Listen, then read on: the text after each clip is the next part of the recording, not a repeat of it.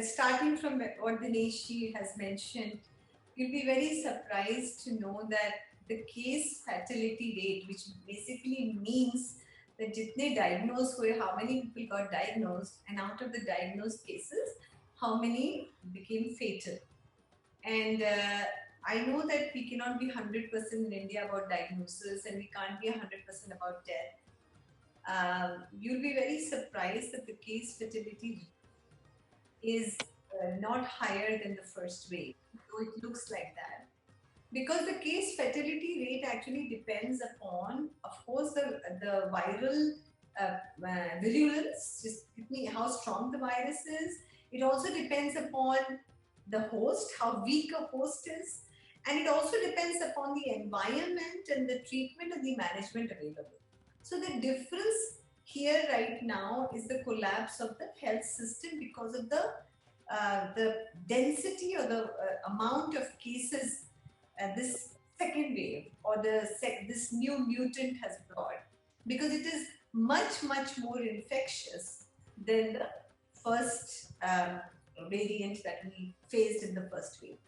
So, but and going around that younger people are dying from it. But you would be surprised again that if I look at all the ICMR data and everything, there is very little difference in the rate of infection between 25 to 40 years or 0 to 20 years. A 0.5 or a 0.8% increase this time. But more than 70% of cases are still 40 plus. So the problem is the infectiousness of this strain, which is causing extreme infections, and the collapse of the health system, which is unable to take care of them. And as a result of it, the case fatality rate, if we are not taking care of this, will only rise. So right now we are matching 1.1 of the case fatality of the first wave. But I think May and June will show us higher numbers. And the reason being is that I know at what point the healthcare system is totally unable to cope with the masses of cases that are coming. So that is my take on it, that if as an entire country, what everybody can contribute physically, technically, financially, whatever the country can do is the need of the hour, because if this does not happen, and finally it reaches all of us, whatever is the end, result or outcome of what is going on. So my thing on that is that, since I read up on the case fatality rate, and the case fatality rate actually is not higher, you suddenly realize that if you could hold people from going to the hospitals, if people could be taken care of very early at home and could be very well taken care of at home in a manner which is more disciplined, like a nurse or a junior doctor calling them once a day, counseling them, taking care of their fears, anxiety, starting medication, following. There is a pattern of self-care that home care generates, which can, for the most simplest person, it happens. And we as a culture are actually completely against that. And as a result of it, we say, no, we don't need this. We need to avoid this. We don't need to check the temperature. But with this virus, that can lead to hospitalization. Any need for hospitalization will further collapse the health system. So my whole thing, I'm actually working with the heads of CMC Vellore, JIPMER in Pondicherry, and Usmania, and I'm actually asking them to give me their MBBS doctors who are in internship and in final year, and they can be trained from tele to manage. Like I'm managing 60 patient plus, holding them in their homes through tele every day. Nobody comes to the clinic. Everybody is managed at home because we don't want them to go to the hospital. We're just preventing hospitalization. We are just actually working at a level where the healthcare system will not get overwhelmed. So our whole goal as physicians should be, how do we prevent the health system or the hospitals to get work. That's the only way we can prevent this. That's the only way this pandemic can. So there has to be more and more resources and planning and ideas and technology and and people like the junior doctors, the nurses that have not graduated, the MBBS doctors who are sitting without jobs at home to just get trained into a particular. So I'm creating these algorithms and programs and trainings that they quickly get ready and think like us and help the rural underprivileged at really low cost with a lot of funding to be managed in their homes, because a lot of fear from not being educated. First you ignore the virus and then the symptom of inflammation starts and then you get anxious and then you get totally out of control, is going to lead you to hospitalization. So the only thing I'm trying to say is that the case fatality rate is a very important number. It tells you that the virus, the whole thing about this virus being more lethal, there's one question that Neeraj is going to ask me, is not true.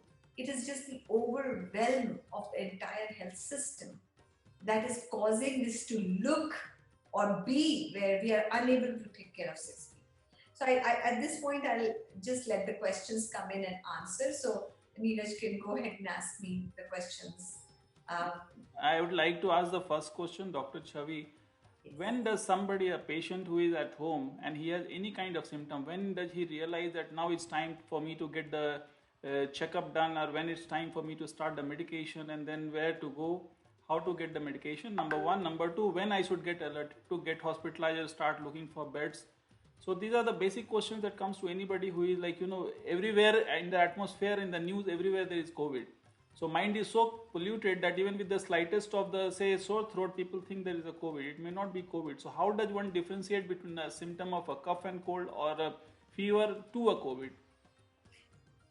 I'll divide your question into various parts and make it very simplified. Where does the patient feel that they should get tested? That's what you got. Number one. So the minute you get any fever, even if it's 99.5, you need to reach out to a medical personnel, because cough and sore throat are a very common feature of at least our city, and allergies and dust allergies, which are very, very common. And I would advise everybody to go into steam and gargling and even anti-allergen. And if there is a fever of 99.5, let me tell you, no one, not even the doctor, no one. I've had cases which have gone really, really bad because they did see doctors who said, nahi, nahi, aapko sirf jukam khasi hai. What does that mean? That means that you have some viral within you. And what is that viral? Can that doctor identify? No. So attention first, Rajiv, the minute you get feverish. Now, if you don't get feverish, you can wait. But the minute you get fever, you need attention and you need testing. Nowadays, again, today was this whole news by Hindustan Times where the government is now saying don't test. So we'll see about that because their kids are not there and all the mess that they are. Every lab is overwhelmed. The results are now 72 hours beyond. So I think we are, but the rapid antigen test is quite sensitive. It's actually 100% sensitive. Though the specificity might not be as good, but the sensitivity is very good. So I tell my patients, if there is an availability of RT-PCR, do both the tests together. Why? Because as soon as the rapid antigen, which is the test, which is the antigen test, the results are back in 4 to 5 to 6 hours. And I can start medication early if it's positive. If it is negative, the RT-PCR sample is given at the same time. I will get result in 72 hours. And I will also follow, because they have met me, I will also follow their fever. So the doctors in India all over right now, with any kind of fever, the medications that are given in the initial part of COVID are actually for any upper respiratory infection. They are not COVID specific. Antiviral is not given till day 5. Till then, the RT-PCR usually comes back. Now, that was the first part of your question. And I'm telling you, remember, it's fever, fever, fever, and fever. And anything above 99.5. Okay? Um, when do you hospitalize? So, of course, hopefully, everybody is under care of a medical doctor, wherever they are. And the doctor is actually guiding them with their biomarker levels and if need be down the road, CT, because we got to keep people in the house. We have not got to rush them to the hospital. So where does, and Rajiv, your family member or somebody I treated in Harvard, where were they? Hosur. No, no, no, no. The other And person is Dharwad, Bidar. Habida, right? So there again. So most importantly, the if your oxygen starts to continually stay under 93, now don't rush to the hospital. But you need to be under a care of a doctor who does a CT scan and looks at the percentage of your lungs that is involved, checks your biomarkers and see where you are. And then we classify by that a patient into moderate or severe. Now, with moderate, you can still manage at home by giving them nebulizers with inhaled steroids and an oral or IV steroid with the nurse can come home and put it for anybody. Okay? And a blood thinner also injection we have. These moderate people, again, we follow fevers twice a day. And if they fall under 90, now it is 88 actually, then hospitalization. So people, now again, I don't want to go into a huge talk on oxygen concentrators, but there is a benefit if there are some oxygen supplement, any form of oxygen that is available, which can be started at anybody going under 90, not before that, under 90. So a hospitalization, as I told you, should not be 92, should be 88 and below. Nebulizers to be started 92 and below, 3 times a day. Can be started at 93 also. And you will not believe inhaled steroids given to patients properly have actually brought all moderate disease from home or recover. Did I answer your question, Ajit? Has it been answered? Yes. There are, so what I'll request, there are some 72 participants right now. And if I unmute everybody, then it can become a chaos. So you can just type in your questions and we'll take it one by one. Neeraj has questions, right? Yeah, Neeraj, you can start with the questions A first. bunch of questions. Let you ask the questions first. Sure. Yeah. So I'll start, doctor. Yes, please. Ji. So the first I have with me about 4 and plus 2 6 questions. Actually, आपने इसमें एक दो answer भी कर दिए, but still I go ahead. By when is the second wave of COVID expected to reach the peak? So that keeps changing because it's again a very dynamic number. But recently, the IIT guys from Kanpur, I think, have actually found a new way to make it very, very specific to see which will be the peak, most severe peak. And they've come back with an answer saying 11th to 15th of May. We will be continuing to add cases, daily cases right now, 3.8 lakhs as of yesterday, new cases that have added in India. We will keep adding it up to about 10th of May. They say we might go as high as 8 to 10 lakh case in that day. And then they feel after the 11th to 15th, and they've used a very intrinsic model they're calling it the Sutra model, where they are using different measures. There are 3 different measures, I think, which actually look at trying to nullify all the dynamic factors which keep changing the peaking rate or peak when will happen. So 11th to 15th of May is going to be, according to them, our peak time. Okay, doctor. Thank you. Second question: people who are tested COVID positive but have taken first a dose of vaccine, are they likely to have a mild impact, or it would be the same impact? So एक dose हो गया है. हाँ, एक dose हुआ है. We are not talking about the infection. We are just talking about the vaccine first dose. Ji. So according to the ICMR and CDCs, even the first dose of vaccine should reduce the intensity of infection in your body. Okay? Which will be after 2 weeks of taking the first shot, never before that. Up to 2 weeks of taking the first shot, you are like any other person who's never been vaccinated. Right. So, saying that, the amount of people that I have seen despite 2 weeks to 4 weeks from the first vaccine, getting COVID is unparalleled. I am surprised. I am really deciding as a doctor to not, usually we are taught to, go by the scientific claims, but I'm not so sure. I think the Indian study will prove something down the road, but I can only tell you that the first vaccine can probably help in reducing severity of disease in the body, but does not prevent you from getting the infection. Okay. Thank you. Point number 3. Any food habits you recommend to build immunity against COVID?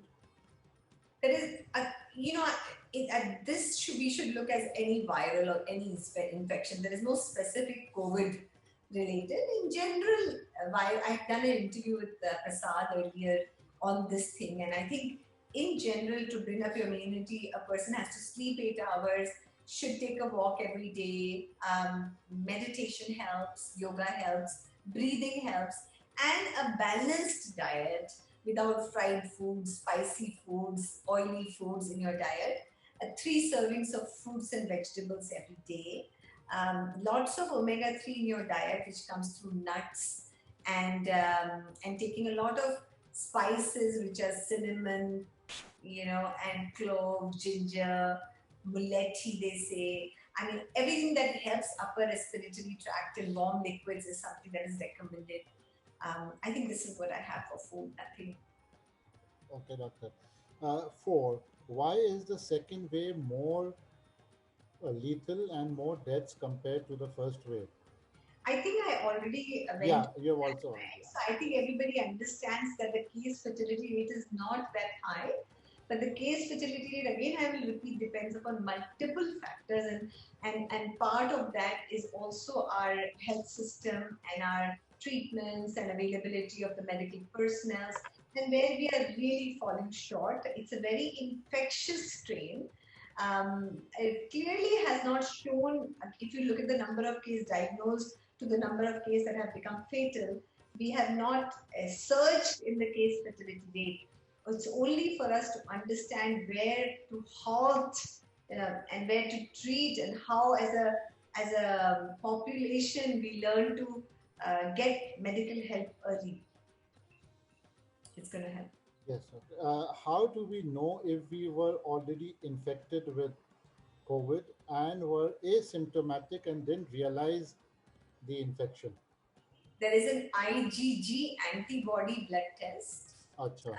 Please do that. The results come back again in half a day, and they clearly tell you if you had those antibodies, then you had a prior infection. So that's the only measure that doctors and medical world has to check if you've been infected before. IgG, doctor? IgG, yes. ठीक है. Okay, thank you. IgG antibody. Antibody. If someone has been infected for the second time, and if the person gets infected again, is her immune system better prepared to handle the infection? Okay, let me tell you, there is still a lot of controversy on people even from the first wave getting during the second wave. Because the mutations have been, you won't believe that we have triple mutation within the same virus. So the spike protein structure has sort of changed in such a way that theoretically people who've had it, COVID, also can get it the second time, but they say not for 90 days after you have an infection, just like they say it for vaccine, right? So it is possible, but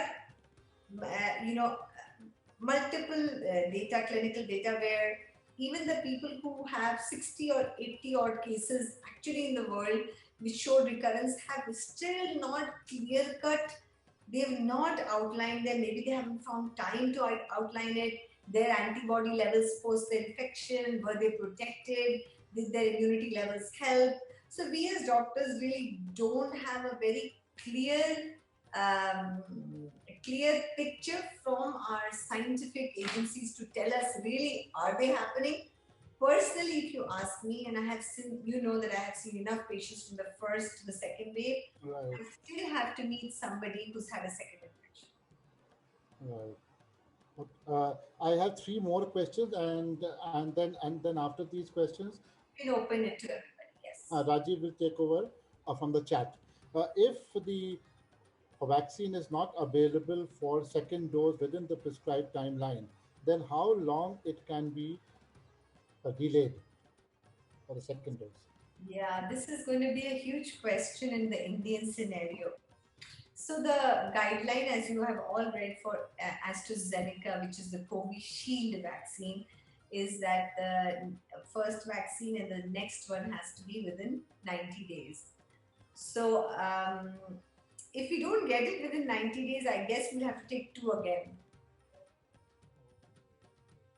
Do you understand? So we'll have to restart the system of vaccination, which would be that the second one, if it's the second one comes after 90 days, that actually becomes your first one.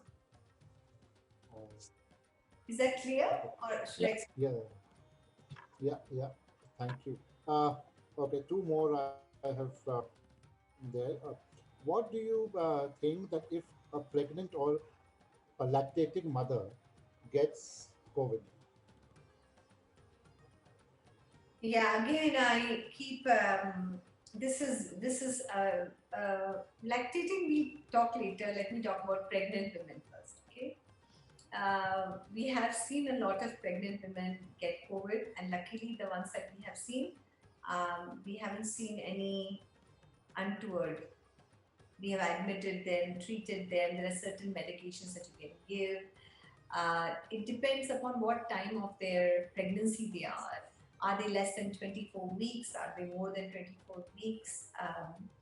There have been cases where we had to do termination of pregnancy because they went into severe inflammation, but all of them were under 20 weeks.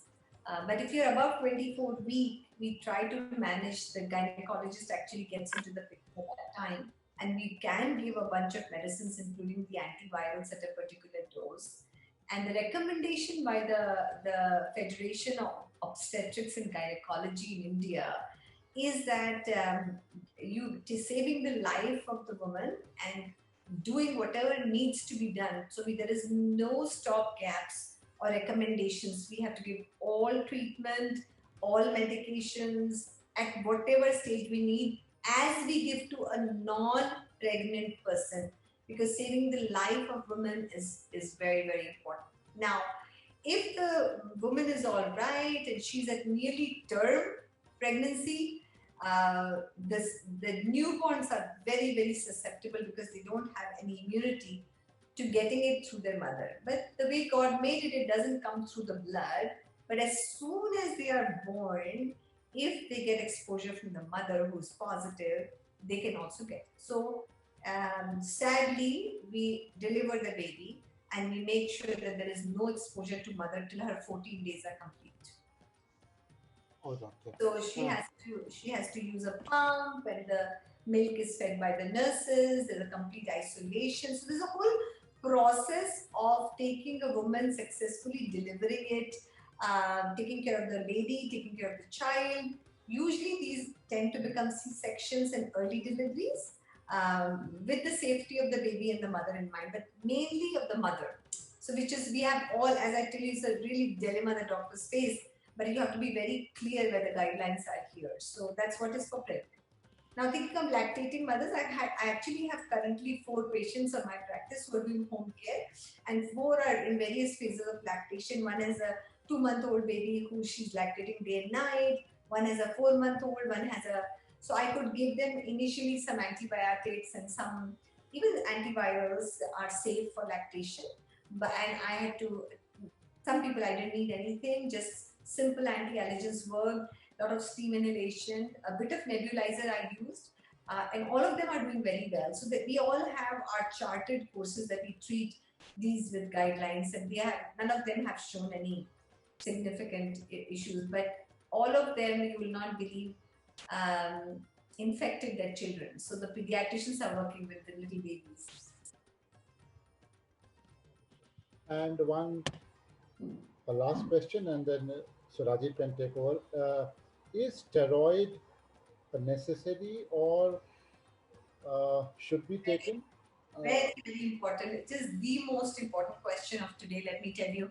I am just exhausted seeing the utilization of unnecessary steroid in population, and it gives me so much pain because we will have a generation of Cushingoid, osteoporosis, early diabetes. We will see all these effects in the coming few years if we do not stop this craziness.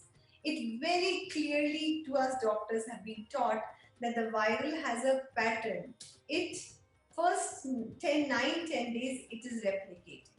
You use oral, I'm not talking about inhale, that I'll talk later. Oral steroids in this early part, you are actually causing further multiplication of the virus in the body because steroids actually suppress your immune system. So the virus becomes strong. The right time to use an oral steroid is day 7 and after, not before that. If the patient's inflammation is going up, the markers are going up, the CT, we have complete proper recommendations to know when to put an oral steroid. It is the cheapest thing available and is handed out by pharmacists in even in villages in India. That is the danger. So what's happening is that I'm seeing patients who were given steroids on day 2, 3. Of course, they will have no fever because steroid does that to you. Day 8, they come to me with can't breathe. Their fevers are 104 because the virus has just taken over the body. Now I am stuck with a patient who somebody started steroids so early that now the body when the viral is just flushed, there is no way I can reduce the inflammation. Now I know this patient might end up in the hospital in ICU. So doctors are not helping community by giving steroids early. They are going to give us cases where we can't manage in homes. So knowing the life cycle of the virus and putting in medications at each step and knowing very well how to treat is the key. I mean, this is what I literally hold my hands and talk to my doctor friends and say, please do not use steroids when the virus is replicating. That time we need to use antivirals. And at the most, if there is inflammation and cough, use an inhaler that does not get absorbed in the body. You can use a budesonide inhaler, which is a steroid inhaler, earlier in the course of disease, because when you take inhalation, you don't get it into the blood. You're just putting the medicine in the air passages. So my request to everybody, and whenever you talk after this talk, is to tell friends that question doctors, is it too early to start my oral steroids? Can we wait some time before we start oral steroids? Can we work with inhalation nebulizers earlier? And I'm sure that itself, they have clearly shown, there is a study out of recovery's trial from UK, which clearly showed that if you utilize inhaled budesonides early in patients, you will keep them from hospital, you will keep them from ICU. They will, I mean, I can't even tell you the benefits of inhaled steroids, but oral steroid or IV steroids, later. Excellent, doctor. कितने आपने उससे हम लोग को explain किया passionate. This was just beautiful, and it has really opened our eye because this was one of the most important things. You are absolutely right. इतना सस्ती medicine है available in the smallest of villages, and people just hear the word steroid and go and buy it. It is just very sad. We have no drug control in this country. So we all thank Rajiv Roy, who has curated this entire meeting today, and now I hand it over to him. Okay, Rajiv bhai, you please take it over from here now. I think Dinesh sir wants to ask any question. Yes. Ji. Doc, I have one personal question to ask. On March 8th, I had the second shot of the vaccination. Within 2 weeks, I had COVID around the 15th of March. After 2 weeks, I was perfectly all right. My symptoms were not that high and was very easily manageable at home. And I was alone at home. Now, my wife, who took the first shot on March 8th, is today presently positive at home. Are there chances that I can contract COVID again? not for 90 days. I can only give you guideline. I actually haven't seen anybody from first wave also get it. So, but I will just tell you what the scientific agencies say. 90 days post your infection, you cannot get COVID. Okay. So the window is only 90 days. It's not As 180 per days. the scientific agencies, I have not seen a recurrence. I have seen enough patients. But you have to speak what the scientific agencies tell you to speak, which is CDC, ICMR, WHO. Thank you, Doc. So now we'll take the questions that has come in the chat, doctor. The first question is, if an individual has Covishield jab on 22nd March, second jab on 22nd April, can the another jab be taken on 22nd of June? Will third jab be harmful? Now, this is an ethical question in a world where the vaccines are very deficient. So I'll tell you that in India currently, about 127 million people have gotten the first jab, and only 28 million people have got the second jab. And you know what's going on. We all are very aware. So no, if you scientifically, third jab after 90 days of the second jab, no issues. Take it. But there are people around who've not even got their first or second one. So think before taking, because you are protected. As CDC say, as Dinesh has shown that he took 2 and he recovered at home with a mild. There's a chances that your COVID will not be that extreme. So let others get the vaccine. Good, doctor. Very good. The next one is from Mr. Sandeep Gupta. He says, is Flaviflu helpful? Can it be stopped in between before full course is over? So antivirals in general, so it's not only about COVID. We had swine flu, we have influenza, we have other viral infections, and antivirals are not like antibiotics. Antibiotics are very powerful in the sense that they really take care of that bacterial infection. But because virus inside the body has an odd kind of behavior, antiviral drugs over generations have not shown amazing result like antibiotics do against bacteria. But saying that, we tried initially with COVID, we tried antivirals which we used in AIDS virus, like lopinavir, ritonavir. We tried, but we showed that it didn't work. Then came the favipiravir, which is Fabiflu and Fabiflo, whatever, favipiravir. And it has shown in both in vitro and in vivo studies that it tends to control viral replication. It does not abolish it, control. Now, what do you do? I think we should, and it has hardly any side effects. We should do a liver function test just to make sure that people are fine, especially in people older than 65 that we are giving to, just to make sure that livers are safe. But other than that, favipiravir hasn't shown any side effect. So even if it does 50% control and replication, it is going to help my patient. So you can give it to that. Now, antivirals don't need to be continued like antibiotic. Once you start, then if you don't take it for the whole course, your body will become resistant to it. Antivirals don't work like that. So suppose you've taken 2 days of favipiravir and all your rapid tests come negative, your fever disappears, your RT-PCR is negative, stop it. You don't need to continue for 6 weeks. So next question is from Mr. Saurabh Jana. Is headache a symptom? Headache is a very strong symptom, but with fever. So I explained to you what kind of a headache. So that also you should know. It's not just a generalized headache, that doesn't happen. You will feel as a pain. This is right here where your smell, olfaction, so the virus goes in and it attacks something called the ACE2 receptors of the nasopharyngeal passages and the lung.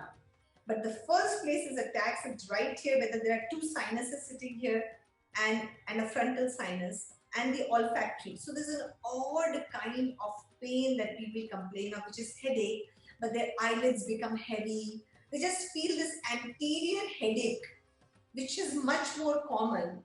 But once the fever comes, it can also become a generalized headache. So headache is a part of any virus. For example, dengue. The biggest symptom of dengue is severe headache because the virus just the generates inflammation, dengue flavivirus and dengue, and gives us a severe full-headed headache. Here, the headache will primarily start between your eyebrows. The next question is from Priyanka Bhandare ji. She is asking, if one is staying in an apartment complex, what precaution can one take to avoid transmission via the sewage or washroom, or probably by air also? I will add to that. In an apartment complex. There is no evidence that water in any way is carrying the virus. Sorry. So both sewage and water, there is no documentation. Sorry, there is none. But Doctor, sorry to interrupt you. Yesterday there was a video going around showing Hong Kong where people had got COVID from the toilet. Again, Dineshji, I always try to quote things which the scientific agencies have declared. I'm actually telling you there has not been a single documented scientific agency supporting water. And if that comes and it comes later, I will be more than happy to quote, but I will not go on journalism to support anything until one of the agencies tell me that's what it is. Okay. But with the Lancet report coming that virus transfers via air also. Air is new. So I was going to finish, Rajiv, by saying, yes, air it will. No, does it become more harmful for the people, or are they more risk prone if they are staying in an apartment because the virus is also traveling through the air? That's a question that I agree. It is, again, that is why the answer is 6 feet. Why have there hundreds of researches being done to tell you there is a distance involved in which the aerosols hang and infect you? So yes, if you are in an elevator together with somebody who has it, there's a high chance it can be there. But if you're living in your own closed apartment, where is somebody at 6 feet from you? So again, all scientific, not sensational journalism, all scientific agencies recommend a 6 feet distance between you and anybody who might be exposed or carrying COVID.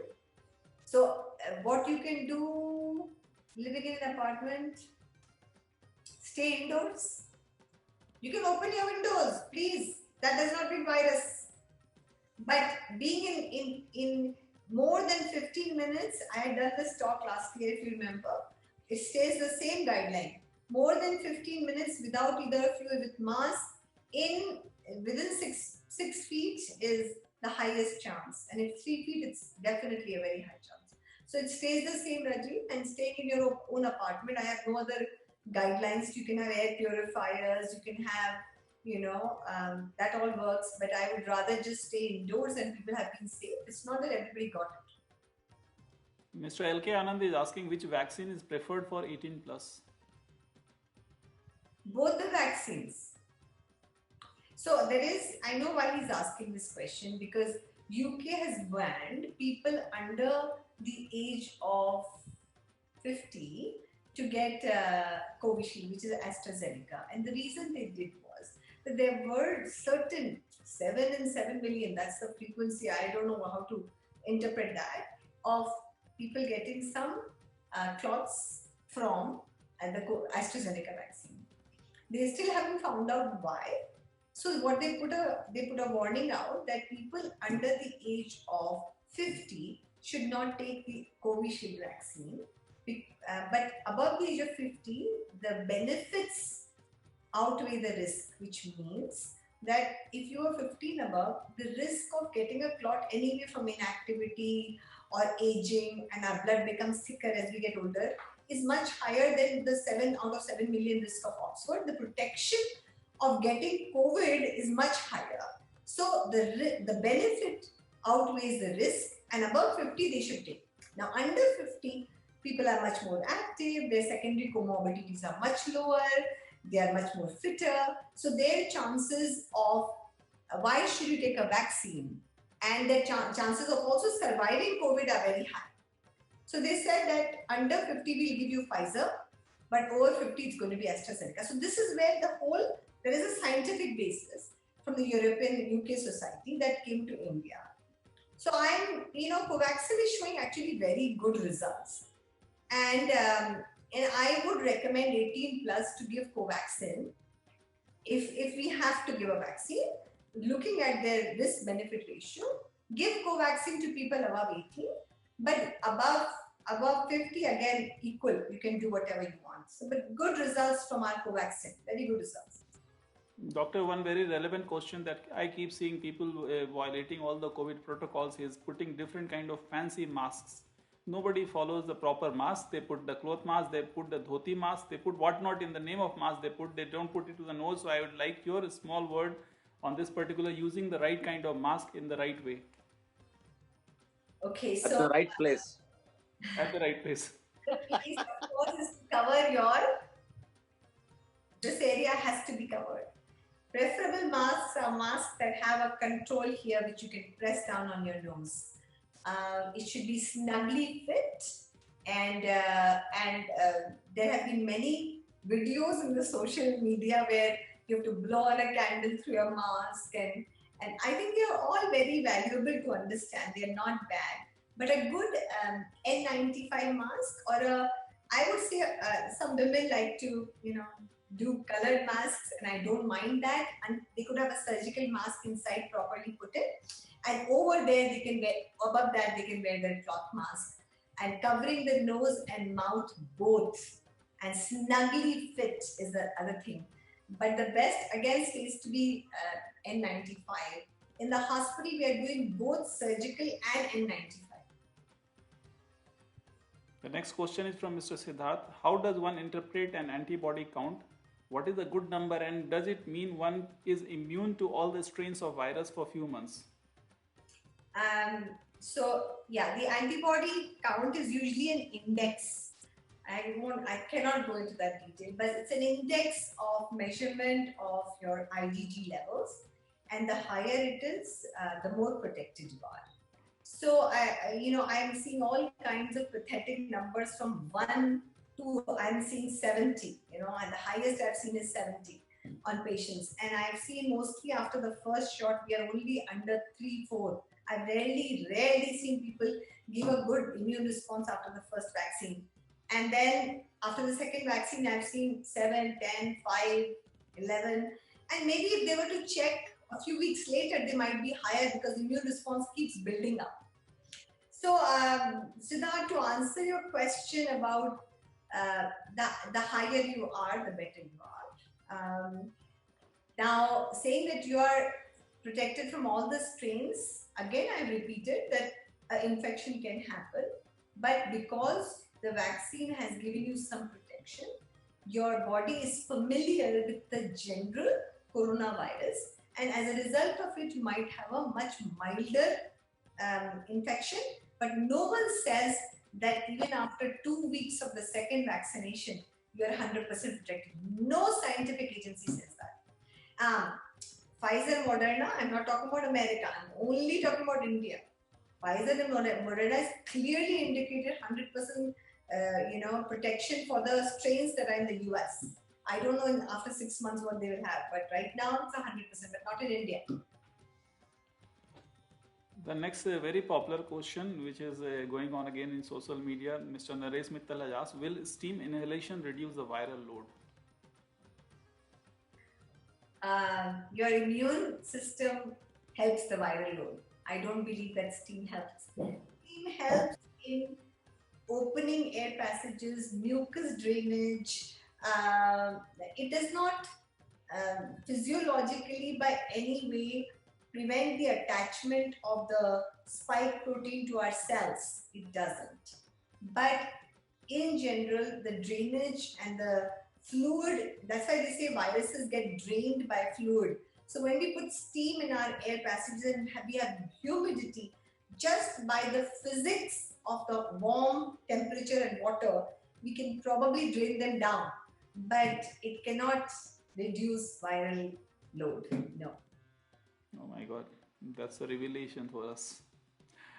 Next question is Mr. Suresh Bhatia. Doctor, after a patient has recovered, how long do the symptoms last and which symptoms?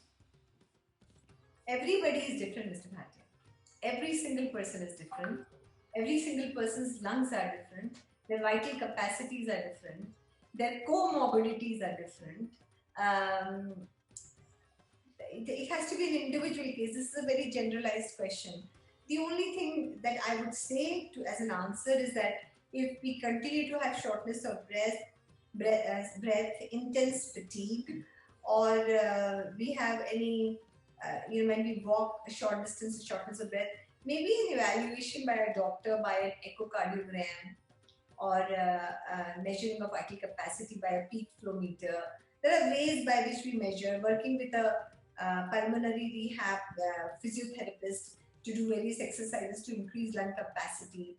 That all needs to be followed, but there is no set pattern of what happens after we recover. Everybody recovers in their own individual way. Yeah. So there is another thing that even after the patient recovers after 15 days, they say that's the time they shed more virus. Is that true? That the family members need to be more careful even after the patient has completely recovered? That's wrong. Viral replication is till day 11 actually. Once viral replication is over, it's the inflammation that makes you look very sick, feverish, difficulty breathing. It's not the virus, trust me. So the viral replication has so intensified till day 10 that you would have those horrible physical symptoms which are left over. They actually say that from day 14 to onwards, you can't infect. So in Western world, you are done at 14 days. In India, it's 17 days from RT-PCR positive. So the next question is that with the news coming today that 6 lions in a zoo got infected, so Naresh Mittalji is asking, can pets get COVID, and if there is a COVID plus case in the house? Sorry, scientific media does not, scientific agencies do not support this, and according to them, whatever I have run, and I'm not a veterinarian doctor, Mr. Mittal, so I don't have a clear-cut answer for that, but not heard of a pet getting it. No, I have not heard of that. Arun Gundecha ji is asking, I suffered from COVID in December. Looking to get my first jab, any issue that must be addressed before that? None. Absolutely none. Please go ahead and get your vaccine. Chitra is asking this thing: if one person is in home quarantine with COVID plus, remaining COVID negative people, what precautions do they take care? The COVID positive person should be in a well ventilated single room. Their meals have to be left out. There should be enough gloves in the house, sanitizers around. The infected person picks up their dishes by wearing gloves, eats his food, disposes the gloves, just rinses the dishes, wears gloves, leaves them out, family wears gloves, picks them up, washes them properly. Nothing happens. Please do that. Wear your mask when you're picking up those dishes. Make sure you're wearing gloves when you're picking up those dishes. Warm those dishes. Person who has COVID should soak their clothes, daily clothes, in again buckets with soapy water, and if possible warm to hot water. Leave it out of the room again wearing gloves. Person who picks up wears gloves. Leave them out for a couple of hours soaked in the warm soapy water, and then the person who washes them either machine wash or hand wash with gloves on, and you will not get it. Anything else that you would want me to tell? I think food. There is one question that, sometimes the wife and husband and just two people living in the house, both of them, they get COVID patient and they are sick. So what should they do in such a situation? Stay together. have play cards. Naresh has another interesting question. If a community like Palm Meadows have 20 to 25 villas with active cases, is it okay to walk outside with a mask? Please do. Just know the villa numbers, I suppose. No, just please walk out with your mask nicely. Enjoy the outdoors. Please walk. It will not happen. Dineshji wants to say something. There's just now a news item saying that the third phase is definitely going to be inevitable. Achha, so you want me to talk about the waves? There's No, I don't want you to so there's spend your time. There's a news bulletin just now on the screen saying that the third phase is inevitable. Third what? Phase of the COVID attack is inevitable. Third wave, you mean? Third wave, Yeah. and even the fourth wave. So everybody in the world is getting ready for it because the way we are vaccinating pathetically, I'm so sorry, one of the most important things that prevents the third, fourth wave is the fast-paced vaccination, which our country has really done a horrible job. So I'm so sorry. In our country, we will get a third wave because one single reason we could not vaccinate fast. We started late. We had all kinds of weird deals with Serum Institute. I don't want to go into this, but really, it is so sad the way we are vaccinating. So sad. Pitiable. Pathetic. And that's what's going to lead to third wave and fourth wave. So Sandeep ji is asking another question. Is it necessary to get another RT-PCR done for a COVID patient after 14 days or 18 days if there are no symptoms? Yeah, so ICMR recommends not doing any testing after 14 days. You can leave your room by 17th day and you're all set. Then another question from Mr. Mittal. We have to actually ask you some money for this in COVID support. Naresh ji. Jal Niti with warm saline water can flush out this idiot virus. You know, I am not a naturopath, Naresh. Seriously, every question you asked is naturopathy. Please go ahead and do it. It's going to make you feel better if nothing else. Okay, Vijay Chawla ji is asking, in your expert opinion, when do you estimate that the world will get rid of COVID? Once everyone has either got COVID or been vaccinated or will live with it? 60% herd immunity build up from vaccine or from COVID infection will help us get done with this COVID for once. And COVID will always stay like influenza. It's a virus that mutates. But as long as we have 60 to 70% herd immunity, it will attack us like an influenza in the flu season and we can manage it very easily. So, and the vaccinations will be around, so people will take like flu vaccination, COVID vaccination, and it'll slowly become an everyday virus. Mr. M.K. Sharma from Lucknow is asking, for how much time double vaccination of Covishield will provide safety? Again, 90 days. 90 days to 6 months, they say. I think she needs to go. She's looking at the clock. Okay, this is the last question again from Mr. Mittal. What preventive medicine can we, this is where to get co-vaccine done as COVID is not showing any appointments. Yes, sorry. So what they have done is, I don't want to go into bureaucracy and political. So I can only say that my centers who are beautifully giving co-vaccine and Covishield, as soon as the government wrote a huge thing saying, you know, we are making it private and vaccines can be given private, we immediately started writing directly to the Serum Institute and getting in touch with people who know them, Bharat Biotech, writing to them letters saying, when will you supply? The letters come back saying, well, the government said that they're privatizing it, but to us, they have said that 100% lot has to go to government. And suddenly BBMP told us we will not be giving to any private facilities, we are only going to do it ourselves. Then we hear some Manipal got some. So I heard on May 2nd, I think Manipal gave some.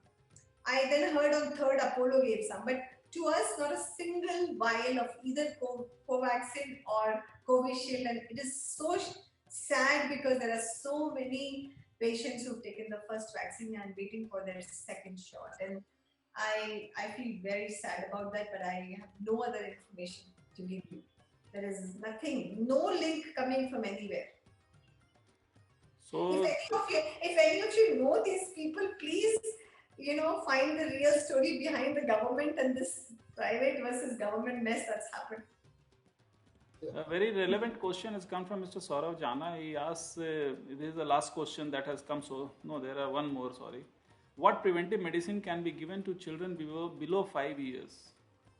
There's a Zincovit syrup, which can be given about 5 ml to 3.5 ml daily to these kids, and give them a lot of juices which have vitamin C in their diet.